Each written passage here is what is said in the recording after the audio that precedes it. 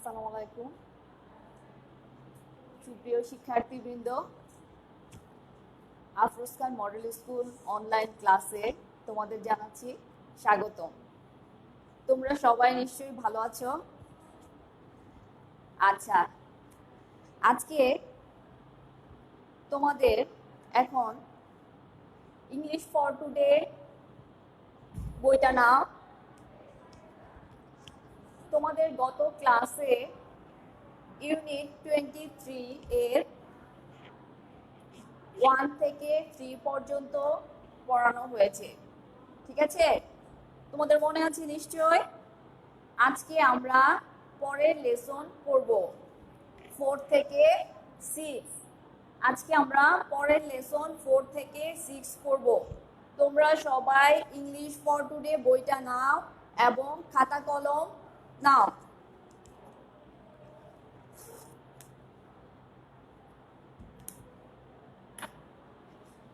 নিয়েছো? ঠিক আছে, দেখো page number 47।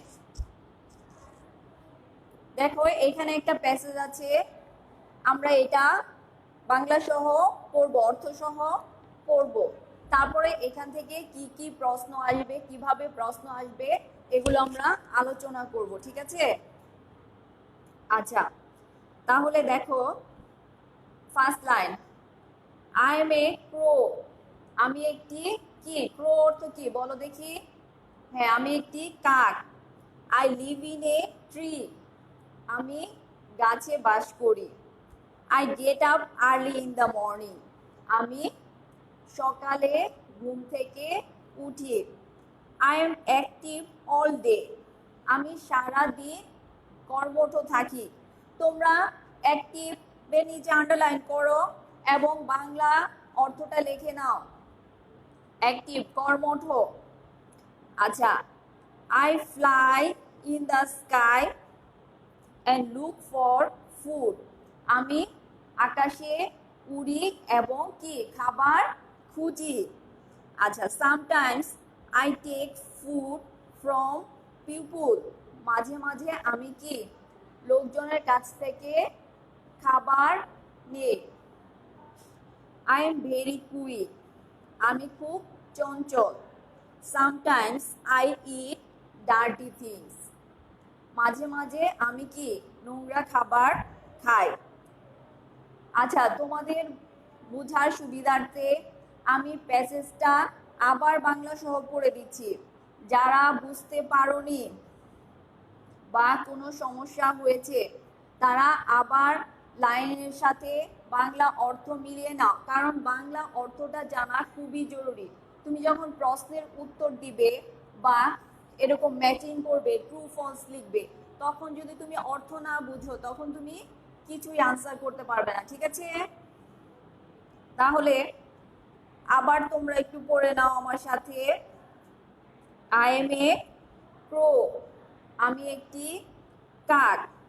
I live in a tree. আমি গাছে বাস করি।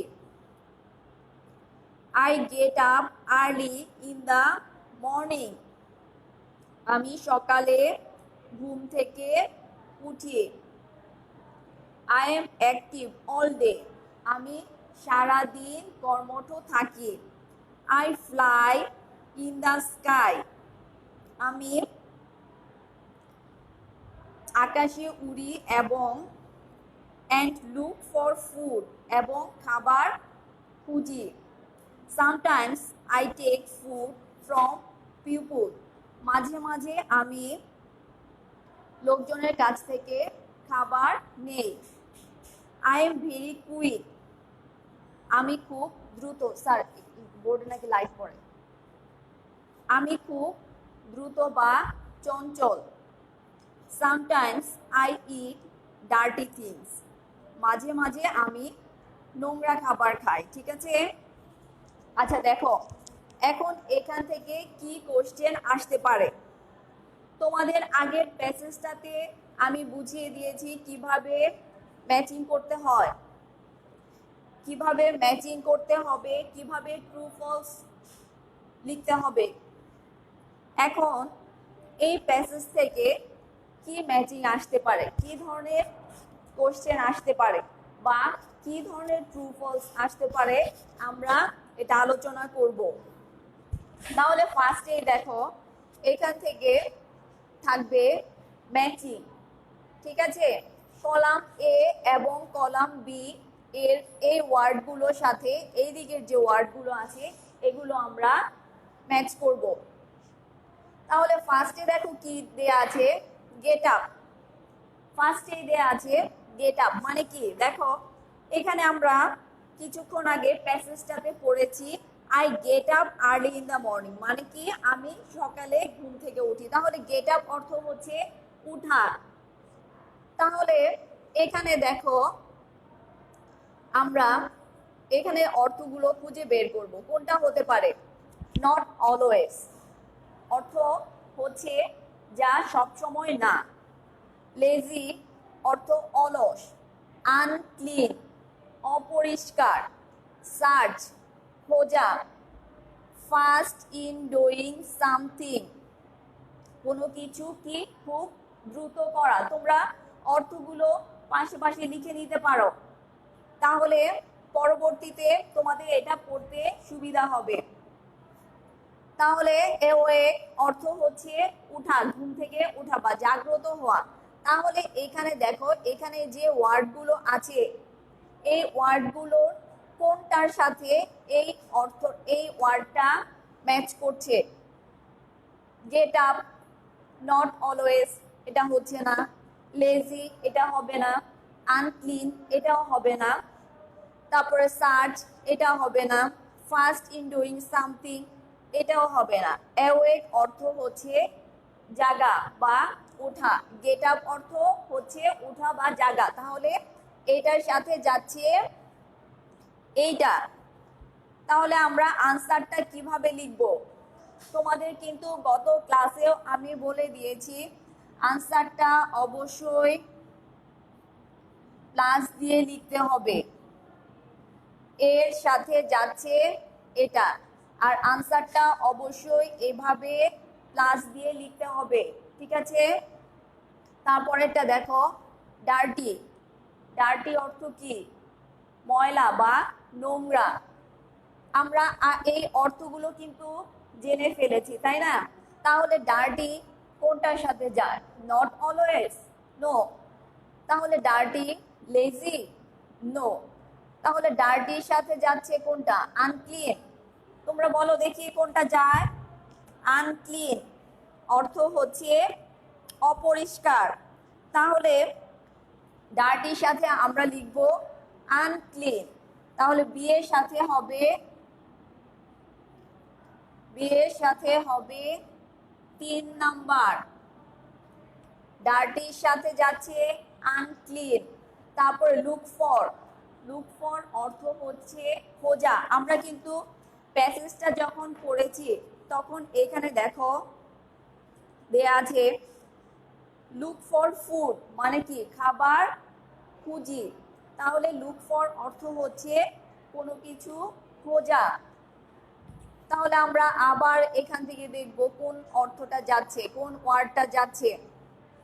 Look for not always, no. Lazy, no. Unclean তো আমরা লিখে ফেলেছি এটার সাথে। তাহলে এরপরে আছে কি সার্চ। সার্চ অর্থ খোঁজা। লুক ফর অর্থ খোঁজা। তাহলে লুক ফর এর সাথে কোনটা যাচ্ছে, সার্চ।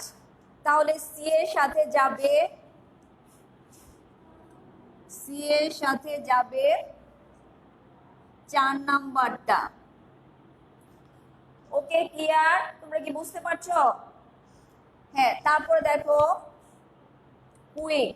কুইক অর্থ কি, দ্রুত বা চঞ্চল। ফাস্ট ইন ডুইং সামথিং মানে কি কোনো কিছু খুব দ্রুত করা।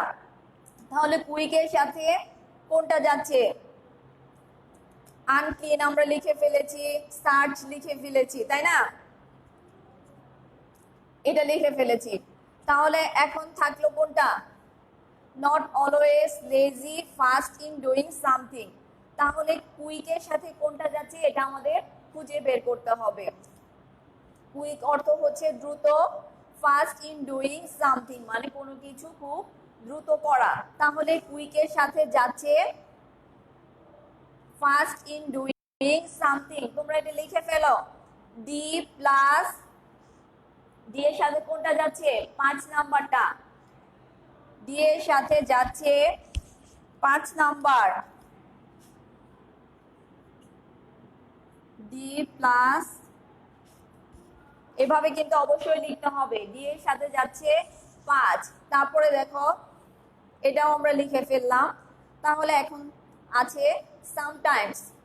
সামটাইমস অর্থ হচ্ছে মাঝে মাঝে। তখন আমরা খেয়াল করব কয়টা ওয়ার্ড বাকি আছে। সামটাইমস, নট অলওয়েজ মানে সব সময়, যেটা না সব সময় না মানে তো কি মাঝে মাঝে। তাহলে সামটাইমস অর্থ হচ্ছে মাঝে মাঝে এবং নট অলওয়েজ হচ্ছে যা সব সময় না মানে মাঝে মাঝে। তাহলে সামটাইমস এর সাথে যাচ্ছে নট অলওয়েজ। তাহলে এটাও তোমরা লিখে নাও, সামটাইমস এর সাথে যাচ্ছে নট অলওয়েজ। তাহলে ই এর সাথে কোনটা যাবে, ই এর সাথে যাবে 1 নাম্বার, ই এর সাথে যাবে 1 নাম্বারটা। তোমরা এটা লিখে নাও, ই এর সাথে 1 নাম্বারটা যাচ্ছে, ই এর সাথে যাচ্ছে 1 নাম্বারটা, এটা লিখে নাও। তারপরে দেখো সবাই লিখেছো? আচ্ছা, তারপরে দেখো পরবর্তীতে আমরা পড়ব, এখান থেকে ম্যাচিং থাকবে, ট্রু ফলস থাকবে, কোশ্চেন থাকবে এবং একটি শর্ট কি থাকবে, একটি শর্ট কম্পোজিশন থাকবে, যেটা আমরা আগের ক্লাসেও পড়েছি। ঠিক আছে? তাহলে ম্যাচিংটা তোমরা সবাই ক্লিয়ার? দেখো, get up, away, dirty, unclean, look for, search, quick, fast in doing something, sometimes, not always. Okay, clear? আচ্ছা, এখন কি আমরা ট্রু ফলসে যেতে পারি? আচ্ছা, এখন আমরা ট্রু ফলসে যাচ্ছি। ট্রু ফলসে দেখো, তোমাদের বইয়ে দেখো, বইয়ে নিচে কয়েকটা ট্রু ফলস দেয়া আছে। তোমাদের বোঝার সুবিধার্থে আমি বোর্ডে লিখে দিয়েছি, তোমাদের বোঝার সুবিধার্থে আমি বোর্ডে লিখে দিয়েছি। তোমরা দেখো, the crow lives in a tree, the crow lives in a tree, কাক কোথায় বাস করে? আমরা যখন প্যাসেজটা পড়েছি তখন এখানে কি দেয়া আছে দেখো, লাইনগুলো আমরা খুঁজে বের করব। ট্রু ফলসে যে লাইনগুলো দেয়া থাকবে এটা আমরা প্যাসেজে খুঁজে বের করব। ঠিক আছে? তাহলে the crow lives in a tree, এটা আমরা দেখো ফার্স্টে 2 নাম্বার লাইনে আছে, I live in a tree মানে কি আমি গাছে বাস করি। তাহলে the crow lives in a tree, এটা কি ট্রু হবে না ফলস হবে বলো তো? এটা ট্রু হবে। তাহলে আমরা লিখব 1 নাম্বারটাতে আমরা লিখব true, the crow lives in a tree, এটা ট্রু। তারপরে 2 নাম্বারে দেখো কি দেয়া আছে, the crow gets up late in the morning. দেখো এটাও আমরা চলো খুঁজে বের করি প্যাসেজে, I get up early in the morning, the crow gets up late in the morning, কাক কি দেরিতে ঘুম থেকে ওঠে। আর প্যাসেজে দেয়া আছে I get up early in the morning মানে আমি খুব তাড়াতাড়ি ঘুম থেকে উঠি। তাহলে এটা কি হবে? এটা কি ট্রু হবে না ফলস হবে? দেখি তোমরা ট্রাই করো, এটা ট্রু হবে না ফলস হবে? The crow gets up late in the morning, এটা ফলস, কারণ কাক দেরিতে ঘুম থেকে ওঠে না, কাক খুব ভোরবেলা ঘুম থেকে ওঠে। এটা হবে ফলস। 2 নাম্বারটা আমরা লিখব ফলস।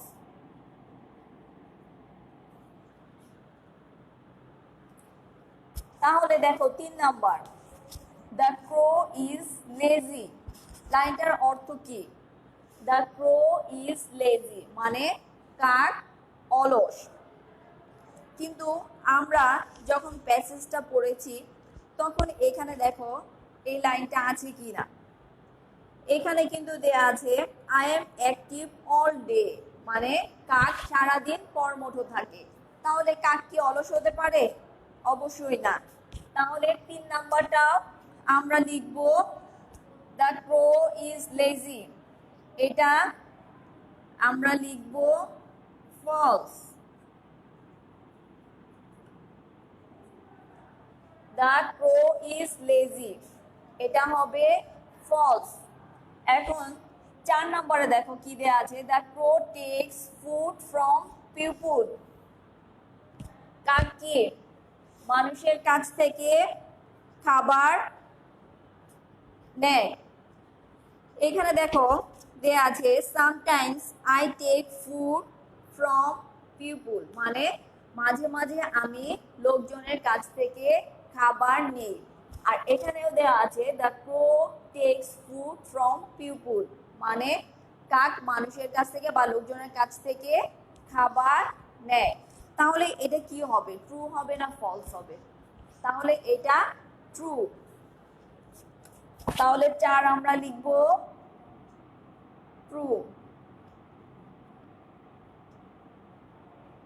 তোমরা সবাই খাতায় লিখে নাও যাতে পরবর্তীতে বাসায় এটা আবার বারবার পড়তে পারো। তারপরে দেখো 5 number, the crow is slow. এটা আমরা খুঁজে বের করি এই লাইনটা আছে নাকি। আচ্ছা, এখানে দেখো দেয়া আছে আই এম ভেরি কুইক, মানে কি আমি খুব চঞ্চল, মানে কাক খুব চঞ্চল। আর এখানে দেয়া আছে দ্য ক্রো ইজ স্লো, তাহলে কি হলো? তাহলে কি এটা ট্রু হবে? অবশ্যই এটা ট্রু হবে না, এটা ফলস। তাহলে 5 নাম্বার হবে ফলস।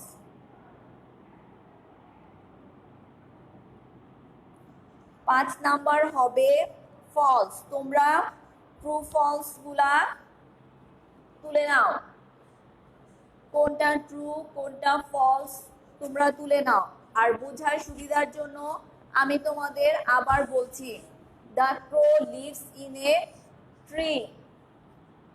কাক গাছে বাস করে, এটা কি true. The crow gets up late in the morning. কাক কি দেরিতে ঘুম থেকে ওঠে না, এটা ফলস, কারণ the crow gets up early in the morning. The crow takes food from people. আচ্ছা সরি, 3 নাম্বারটা দেখো, দ্য ক্রো ইজ লেজি, এটা কি হবে? এটা false. The crow takes food from people, এটা ট্রু। তারপরে দেখো দ্য ক্রো ইজ স্লো, এটা ফলস। তোমরা সবাই বুঝেছো? ক্লিয়ার? আচ্ছা, সবাই খাতায় তুলে নাও। এরপরে আমরা কোশ্চেন করব, এখান থেকে কি কোশ্চেন আসতে পারে, ঠিক আছে?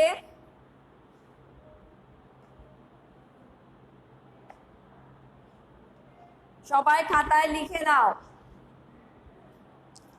আচ্ছা, তারপরে দেখো এখান থেকে কি কোশ্চেন আসতে পারে। এখান থেকে যদি তোমাদের কোশ্চেন করা হয়, where does the crow live. আমি তোমাদের কোশ্চেনটা লিখে দিচ্ছি।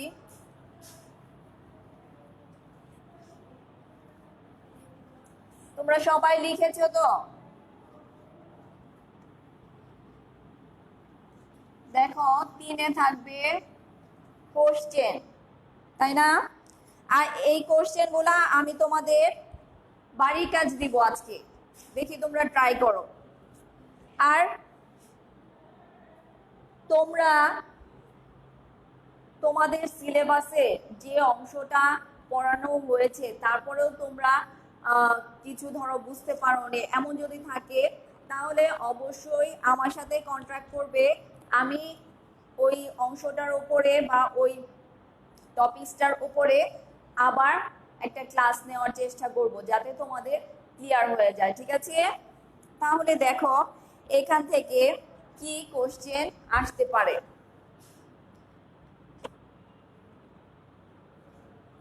এটা তোমাদের বাড়ির কাজ থাকবে, তোমরা প্রশ্নগুলো লিখে নাও।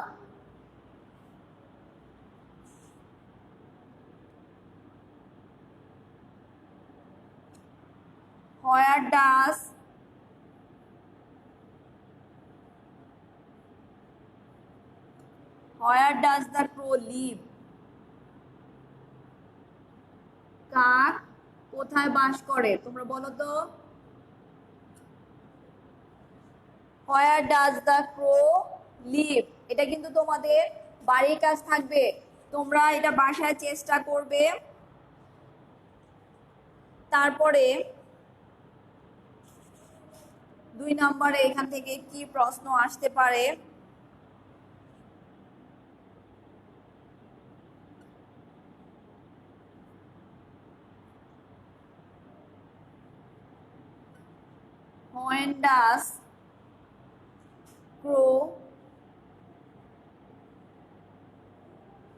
When does crow get up? কাক কখন ঘুম থেকে ওঠে? এটা এই প্যাসেজে কিন্তু দেয়া আছে, তোমরা প্রশ্নগুলোর আনসার কিন্তু প্যাসেজেই পেয়ে যাবে, ঠিক আছে? তাহলে when does crow get up? কাক কখন ঘুম থেকে ওঠে? তাহলে 3 নম্বরে আমরা দেখব 3 নম্বরে এখান থেকে কি প্রশ্ন আসতে পারে।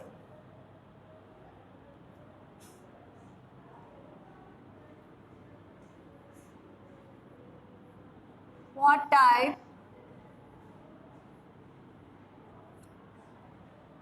type of food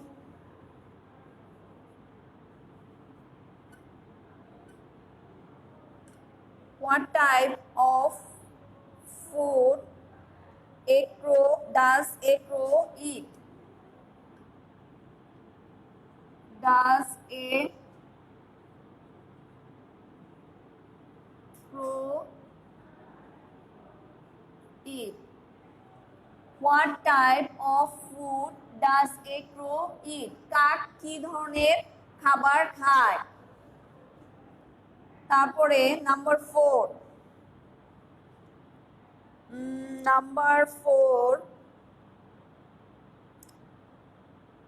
Where does the crow fly?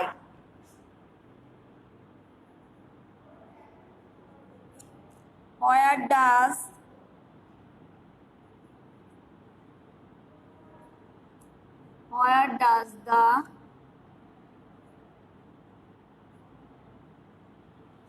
does the crow fly?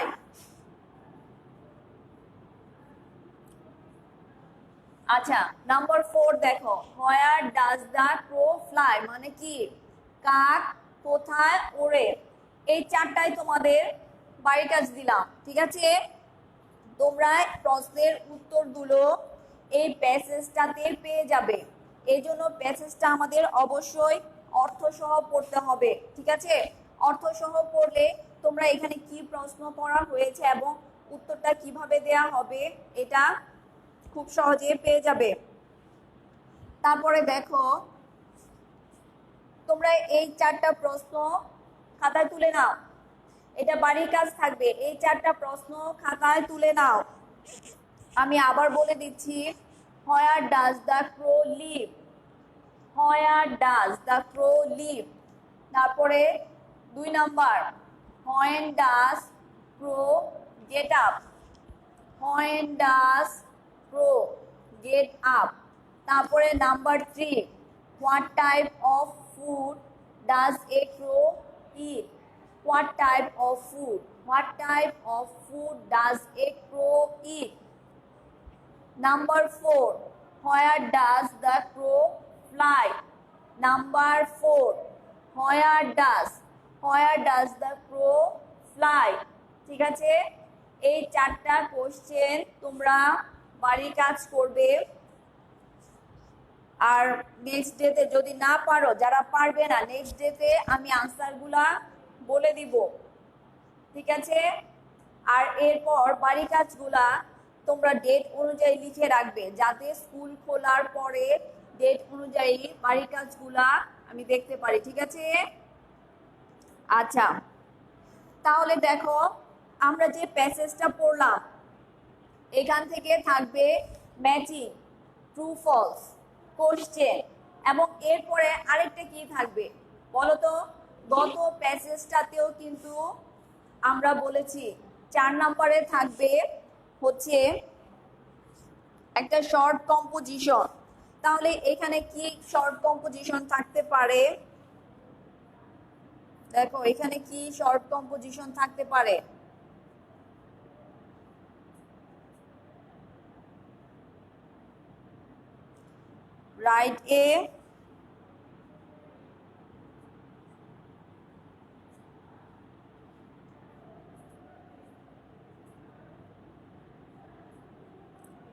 Write a composition about